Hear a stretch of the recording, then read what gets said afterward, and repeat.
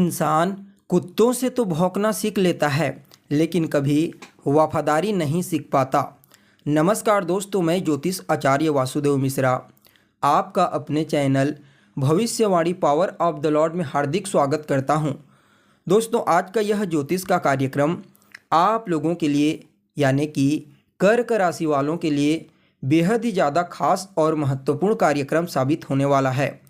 जैसा कि आपने थंबनेल में देख ही लिया होगा, जी हाँ दोस्तों, आज हम बात करेंगे आपके साप्ताहिक राशिफल के बारे में, आपके वीकली प्रेडिक्शन के बारे में। आप लोगों के लिए नया साल 2024 का पहला महीना, जनवरी महीने का दूसरा सप्ताह यानी कि 8 जनवरी से लेकर के 14 जनवरी तक का समय आप लोगों के लिए किस प्रकार से गुजरने वाला है। इन 7 दिनों में आपके जीवन में कौन कौन सी घटनाएं घटित हो सकती है, किन किन क्षेत्रों में आपको विशेष तौर पर लाभ की प्राप्ति होगी, तो वहीं किन किन बातों का आपको ध्यान रखना है, साथ ही कहां पर और किस प्रकार से आपको बड़ा तोहफा प्राप्त होगा। इसके अलावा क्या उपाय करना चाहिए इस पूरे सप्ताह को बेहतर और अनुकूल बनाने के लिए, ये तमाम प्रकार की जानकारी आपको बताएंगे। इसलिए कार्यक्रम को अंत तक देखने का प्रयास कीजिए। अगर आप भी एक कर्क राशि के जातक हैं तो यह आपकी जिम्मेदारी बनती है। और अगर आप अपनी जन्म कुंडली पर हमसे परामर्श लेना चाहते हैं तो डिस्क्रिप्शन बॉक्स में और वीडियो के अंदर आपको नंबर मिल जाएगा, जहां से आप संपर्क करके अपनी जन्म कुंडली का विस्तार पूर्वक अध्ययन करवा सकते हैं। तो दोस्तों, जैसा कि आप जानते हैं, साप्ताहिक राशिफल में मूल रूप से चंद्रमा के गोचर की गणना की जाती है। ऐसा क्यों? क्योंकि चंद्रमा होता है हमारे मन का कारक ग्रह। हम जो कुछ भी सोचते हैं, जो कुछ भी समझते हैं, उसे ही जीवन के हर पहलू में लागू करने का प्रयास करते हैं। इसलिए दैनिक जीवन में घटित होने वाली जितनी भी घटनाएं होती है, उसके पीछे कहीं ना कहीं और सिर्फ चंद्रमा का ही हाथ होता है। इसलिए साप्ताहिक राशिफल में चंद्रमा की गोचरीय स्थिति का ज्ञान होना बेहद ही ज़्यादा जरूरी है। अगर इस सप्ताह चंद्रमा की गोचरीय स्थिति के बारे में बात की जाए तो दोस्तों, सप्ताह के शुरुआत में यानी कि 8 और 9 तारीख को चंद्रमा वृश्चिक राशि के ऊपर गोचर करेगा और वृश्चिक राशि चंद्रमा की नीच राशि होती है। परिणाम स्वरूप यहाँ पर चंद्रमा अपने आप को कमज़ोर महसूस करते हैं। हालांकि शुक्रदेव पहले से ही इस राशि के ऊपर गोचर कर रहे हैं। परिणाम स्वरूप चंद्र और शुक्र की युति बनेगी और यह आपके लिए एक प्रकार से राजयोग के समान कार्य करेगा। वहीं सप्ताह के मध्य पड़ाव में यानी कि 10 और 11 तारीख को चंद्रमा का जो गोचर होगा वह धनु राशि के ऊपर देखने को मिलेगा। धनु राशि में पहले से ही मंगल, सूर्य और बुध ये तीनों ग्रह गोचर कर रहे हैं। परिणाम स्वरूप चंद्रमा के आ जाने से चतुर्ग्रही योग का निर्माण होगा और इन चारों के ऊपर देवगुरु बृहस्पति की दृष्टि का पड़ना तो कहना ही क्या, जी हाँ, यह 2 दिन आपको अद्भुत परिणाम प्रदान करेगा। इसके अलावा सप्ताह के अंतिम पड़ाव में यानी कि 12 और 13 तारीख को चंद्रमा का जो गोचर होगा वह मकर राशि के ऊपर होगा। मकर राशि के ऊपर गोचर करते हुए चंद्रमा पर केतु की पंचम दृष्टि पड़ेगी। परिणाम स्वरूप यह 2 दिन का समय आपके लिए मानसिक तनाव, टेंशन और गलतफहमी की जैसी स्थिति उत्पन्न कर सकता है। इसका विशेष तौर पर आपको ध्यान रखना है। तो वहीं दोस्तों, सप्ताह के आखिरी दिन यानी कि 14 तारीख को चंद्रमा का गोचर कुंभ राशि के ऊपर होगा, जहां पर पहले से ही शनिदेव गोचर कर रहे हैं। परिणाम स्वरूप चंद्रमा को शनिदेव यहां पर पीड़ित कर देंगे, जिससे विष योग का निर्माण होगा। हालांकि कुछ मामलों में यह आपके लिए राजयोग के समान कार्य करेगा। तो देखिए, आप लोगों के लिए मूल रूप से यानी कि कर्क राशि वालों के लिए इनका जो गोचर है चंद्रमा का, सप्ताह की शुरुआत में यह आपकी राशि से पंचम भाव में गोचर करेंगे। आपकी गोचर कुंडली में पंचम भाव में अपनी नीच राशि में गोचर करेंगे। हालांकि शुक्र के साथ रहेंगे, इसलिए उनकी शुभता में काफ़ी हद तक वृद्धि हो जाएगी, लेकिन फिर भी संतान को लेकर के आपकी चिंता रहेगी। जी हाँ, इस समय संतान को लेकर के आपके मन में कुछ न कुछ कमजोरी देखने को मिलेगी। हालांकि प्रेम संबंधों में भावुकता आपको कमजोर कर सकती है, इसका विशेष तौर पर आपको ध्यान रखना चाहिए। वहीं देखा जाए तो किसी भी फील्ड में सफलता प्राप्त करने के लिए आपको मेहनत तो करनी पड़ेगी। शुक्रदेव हैं, इसलिए निश्चित तौर पर आपको मेहनत का परिणाम प्रदान करेंगे। ये दोनों ग्रह मिलकर के आपके लाभ भाव को दृष्टिगोचर करेंगे। परिणाम स्वरूप आपके जीवन में लाभ के एक नहीं अनेक रास्ते खोलते हुए नजर आएंगे। आपका रुका हुआ पैसा इस समय आपको प्राप्त होगा। वहीं देखा जाए तो आपकी कोई ऐसी इच्छा है जो लंबे समय से पूरी नहीं हो पा रही है, तो उसकी भी प्रबल संभावना है कि आपकी वह इच्छा इस समय पूरी हो जाए।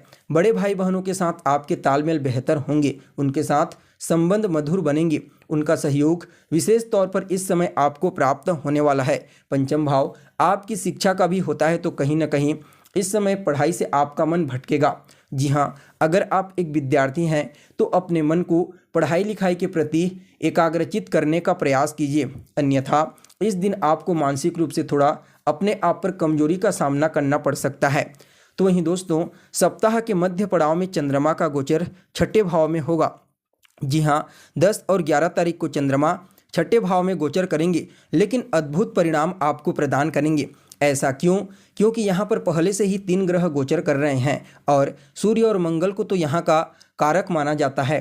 देवगुरु बृहस्पति जैसे शुभ ग्रह की दृष्टि पड़ेगी, तो सबसे पहले तो ये पांचों ग्रह मिल करके आपके रोग ऋण शत्रु इन तीनों चीज़ों से आपको बचाएंगे।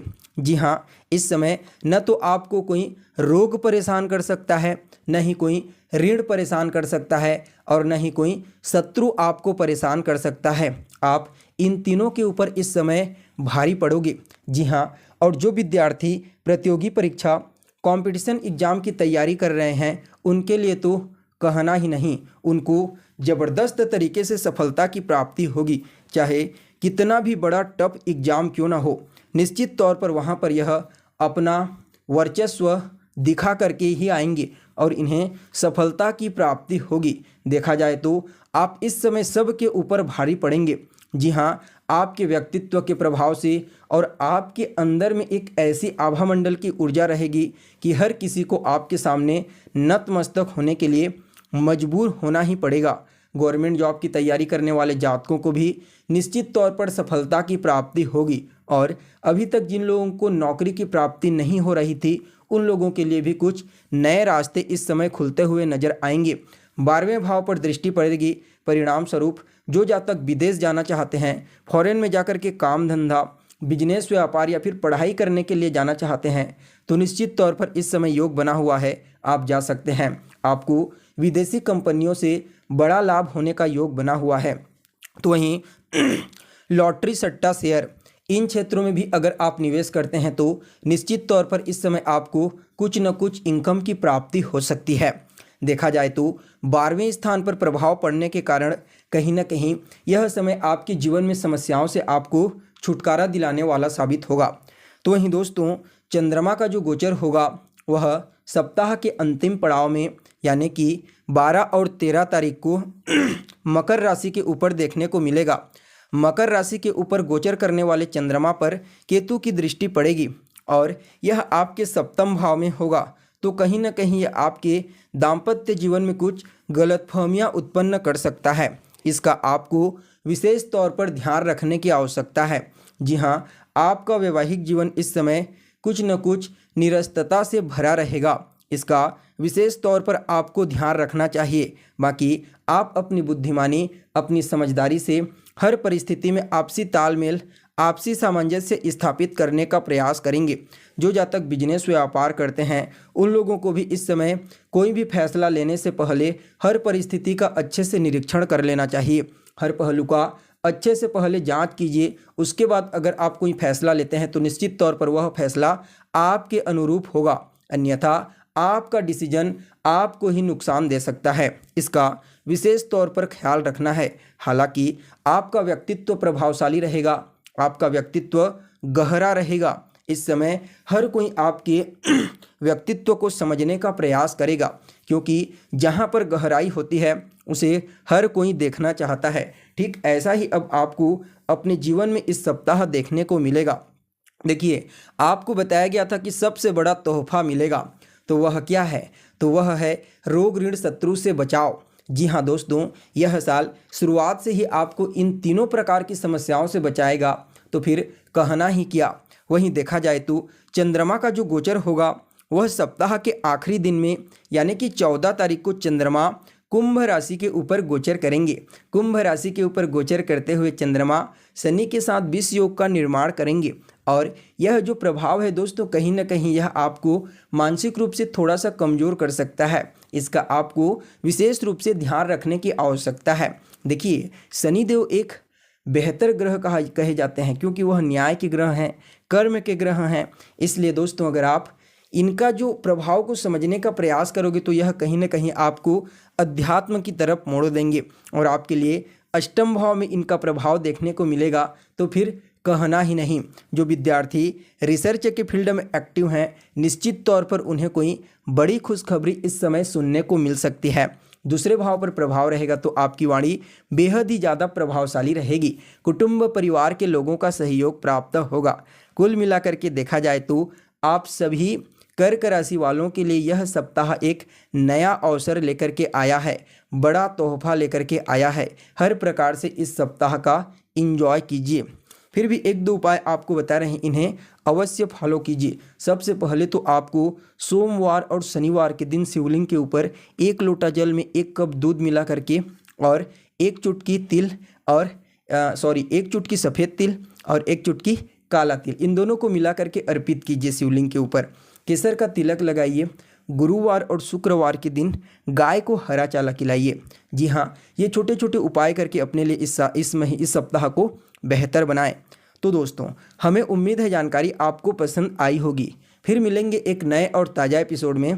तब तक के लिए आप हमें इजाज़त दीजिए। नमस्कार।